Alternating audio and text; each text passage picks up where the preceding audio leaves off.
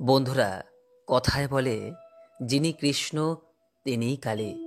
তার প্রকৃষ্ট উদাহরণ পায় মাঘ মাসের চতুর্দশীতে রটন্তী কালী পূজার সময়। মাঘ মাসের মৌনী অমাবস্যার সময়ে মা কালীর যে রূপের পূজা করা হয় তাকে আমরা বলে থাকি শ্রী শ্রী রটন্তী কালিকা পূজা।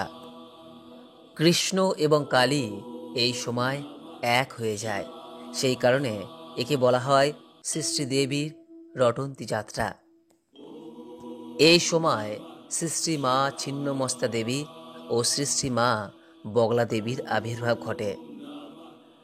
মাঘ মাসের এই রটন্তী কালী পূজা কেন করা হয়, এই পূজা করলে আসলে কি হয়, এই বছর 2025 সালে এই রটন্তী কালী পূজা এবং মৌনী অমাবস্যা কবে ও কখন পড়েছে, এবং সর্বোপরি এই দিনটি আমাদের কিভাবে পালন করতে হয়, এই বিষয়ে আজকে এই ভিডিওর মাধ্যমে বিস্তারিত আলোচনা করব।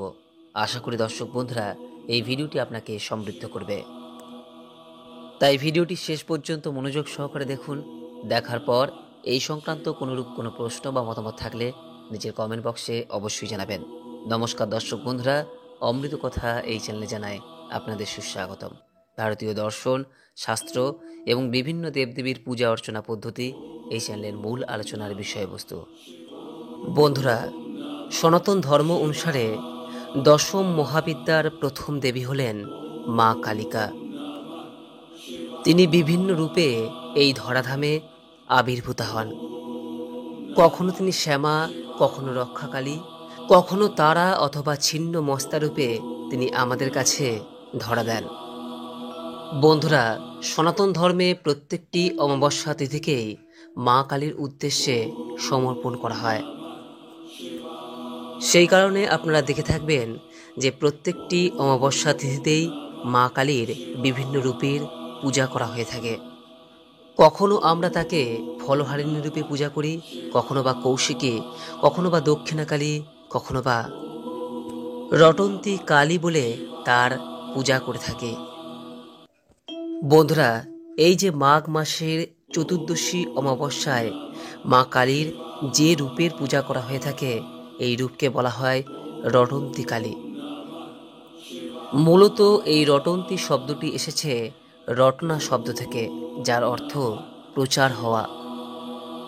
পুরাণ অনুসারে এই বিশেষ দিনেই চারিদিকে রটে যায় দেবীর মহিমা। বলা হয় এই দিনই দেবী পার্বতী নিজের সহযোগীদের খিদে নিবারণের জন্য নিজের মুণ্ডুচ্ছেদ করে 3টি ধারায় রক্ত বর্ষণ করেছিলেন, অর্থাৎ এই দিনই দেবী ছিন্ন মস্তা রূপ ধারণ করেছিলেন।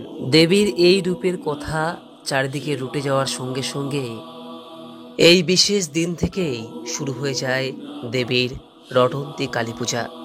বন্ধুরা, এই রটন্তী কালী পূজার সঙ্গে ভগবান শ্রীকৃষ্ণের যে সম্পর্ক রয়েছে তা আমরা পাই মূলত দ্বাপর যুগে। শ্রী রাধিকার গায়ে কলঙ্ক দেওয়ার উদ্দেশ্যে তার শাশুড়ি জটিলা এবং ননদিনী কুটিলা প্রমাণ সহ আয়ান ঘোষকে দেখাতে চেয়েছিলেন যে শ্রী রাধিকা কৃষ্ণের সঙ্গে সাক্ষাৎ করেন। শ্রী রাধিকার স্বামী আয়ান ঘোষ যখন স্বচক্ষে এই দৃশ্য দেখতে যান, তখন তিনি দেখতে পান যে রাধিকা কৃষ্ণ নন, বরং তার আরাধ্য দেবী শ্রী শ্রী কালিকার পূজায় নিয়োজিত। অন্তর্যামী শ্রীকৃষ্ণ জটিলা এবং কুটিলার গোপন অভিপ্রায় জানতে পেরে তিনি স্বয়ং কালী রূপ ধারণ করেছিলেন এই দিন। এই দৃশ্য দেখে জটিলা, কুটিলা এবং আয়ান ঘোষের ভুল ভাঙে, রাধার কলঙ্ক নিবারণ হয়। এই কারণেই এই রটন্তী কালী পূজার মাধ্যমে এমনটা বিশ্বাস করা হয় যে ব্যক্তির মান সম্মান বৃদ্ধি পায়। বলা হয় দাম্পত্য জীবনে যারা অসুখী বা সদ্য প্রেম বিচ্ছেদ ঘটেছে, তারা এই বিশেষ তিথিতে যদি মায়ের আরাধনা করে থাকেন তাহলে নিশ্চিতভাবেই সফলতা পাবেন। শুধু তাই নয়, এই দিন যে উদ্দেশ্য নিয়ে আপনি মায়ের আরাধনা করবেন সেই উদ্দেশ্যে আপনি সফল হবেনই হবেন। বন্ধুরা, এই বছর 2025 সাল 1431 বঙ্গাব্দে এই রটন্তী কালী পূজা মূলত দুদিন পড়েছে। শাস্ত্রমতে রটন্তী কালী পূজা মূলত চতুর্থী শেষ হওয়ার আগেই সম্পন্ন করতে হয়। আর এই বছর এই মাঘ মাসের চতুর্থী তিথি পড়েছে আগামী 27শে জানুয়ারি, 13ই মাঘ সোমবার দিন রাত্রি 7:44 থেকে। তাই তন্ত্রমতে আগামী সোমবার দিন রাত্রেও রটন্তী কালী পূজা সম্পন্ন করা যাবে। অন্যদিকে সোমবার দিন সমগ্র রাত্রি এবং মঙ্গলবার দিন সমগ্র দিন জুড়ে যেহেতু এই চতুর্দশী তিথি থাকছে, তাই মঙ্গলবার দিনও রটন্তী কালী পূজা সম্পন্ন করা যাবে। স্মার্ত মতে মঙ্গলবার দিন রটন্তী কালী পূজার সবথেকে আদর্শ সময় হলো সন্ধ্যা 5:17 থেকে রাত্রি 6:53। এই প্রসঙ্গে আপনাদের জানায় যে মঙ্গলবার দিন রাত্রি 7:31 মধ্যেই কিন্তু এই চতুর্দশী তিথি ছেড়ে যাবে। এরপর থেকেই শুরু হবে মৌনী অমাবস্যা। আর এই মৌনী অমাবস্যা তিথি থাকবে 29শে জানুয়ারি, 15ই মাঘ বুধবার সন্ধ্যা 6:50 পর্যন্ত। তাই রটন্তী কালী পূজা যদি আপনি করতে চান বা পূজায় অংশগ্রহণ করতে চান, তাহলে সেক্ষেত্রে সোমবার এবং মঙ্গলবার দিনটি আদর্শ। এইবার দর্শক বন্ধুরা, আপনাদের সামনে আলোচনা করব রটন্তী কালী পূজার দিন মায়ের কাছে কিভাবে আরাধনা করবেন।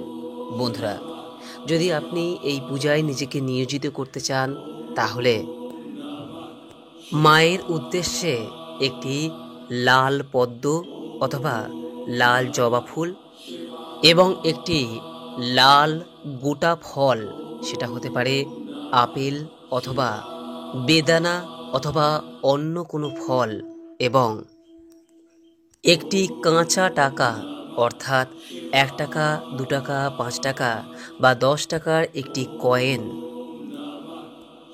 এই 3টি দ্রব্য পূজার সময়কালে মায়ের উদ্দেশ্যে নিবেদন করে আপনার মনের প্রার্থনার কথাটি ব্যক্ত করুন। দেখবেন মায়ের কৃপায় নিশ্চিত রূপেই আপনার মনোকামনাটি পূরণ হবে। আর হ্যাঁ, যদি আপনি বিবাহিত মহিলা হয়ে থাকেন, তাহলে সেক্ষেত্রে অবশ্যই একটি সিঁদুর এবং আলতার কৌটো মাকে নিবেদন করবেন। প্রদীপ এবং ধূপকাঠির সহযোগে যে 3টি দ্রব্যের কথা বলা হলো তা মাকে নিবেদন করার পর যখন আপনার মনোকামনাটি পূরণ হবে, তখন অবশ্যই মায়ের এই মহিমার কথা সকলের উদ্দেশ্যে প্রচার করবেন। বন্ধুরা, রটন্তী কালী পূজার পরের দিনটি সবথেকে বেশি গুরুত্বপূর্ণ, কারণ এই দিনটিকে বলা হয়ে থাকে মূলত মৌনী অমাবস্যা। এই দিন আপনি আপনার সাধ্য এবং সামর্থ্য অনুযায়ী যতটা সম্ভব মৌনতা পালন করুন, অর্থাৎ যতটা কম কথা বলতে পারবেন ততটাই আপনার পক্ষে মঙ্গল। তবে পুরোপুরি মৌনতা যদি না পালন করতে পারেন, অবশ্যই নিজের কথার ওপর নিয়ন্ত্রণ রাখবেন। এদিন কিন্তু কাউকে ভুলেও খারাপ কথা বলবেন না। এ প্রসঙ্গে আপনাদের একটি বিষয় জানিয়ে রাখি যে স্বয়ং শ্রী রামকৃষ্ণদেব একবার বলেছিলেন, রটন্তী কালী পূজার ভোরে দেখলাম দক্ষিণেশ্বরের গঙ্গায় স্বর্গ দেবতারা নেমে এসেছেন স্নান করতে। সেই কারণে বন্ধুরা, শাস্ত্র অনুসারে এই দিন গঙ্গা স্নান কিন্তু একটি অত্যন্ত পুণ্যের কাজ। তাই যদি সম্ভব হয় তাহলে এই দিন পারলে গঙ্গা স্নানের চেষ্টা করুন। যদি গঙ্গায় আপনি যেতে নাও পারেন, তাহলে বাড়িতে যে জলে আপনি স্নান করেন তাতেই সামান্য গঙ্গা জল মিশিয়ে স্নান করে নিন এবং স্নানের পর সূর্যদেবের উদ্দেশ্যে অর্ঘ্য নিবেদন করুন। আর হ্যাঁ, এই দিন কিছু দান করতে যেন ভুলে যাবেন না। চেষ্টা করুন কোনো দুস্থ মানুষকে এগুলির মধ্যে থেকে কিছু দান করতে। যেমন ধরুন, চাল, গম, ঘি, তেল, তিল বা কোনো পোশাক বা কম্বল দান করতে। গরু, কুকুর বা কালো কাক বা অন্য কোনো পশু পাখির উদ্দেশ্যে খাবার দিলেও মাঘী অমাবস্যার পুণ্য ফল লাভ করা যায়। আশা করি দর্শক বন্ধুরা রটন্তী কালী পূজা এবং মৌনী অমাবস্যার গুরুত্ব সম্পর্কে জানতে পেরেছেন।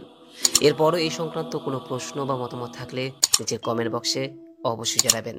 সকলেই ভালো থাকুন, সুস্থ থাকুন এই কামনা করে আজকের মতো ভিডিওটি এখানেই শেষ করলাম। নমস্কার, ধন্যবাদ।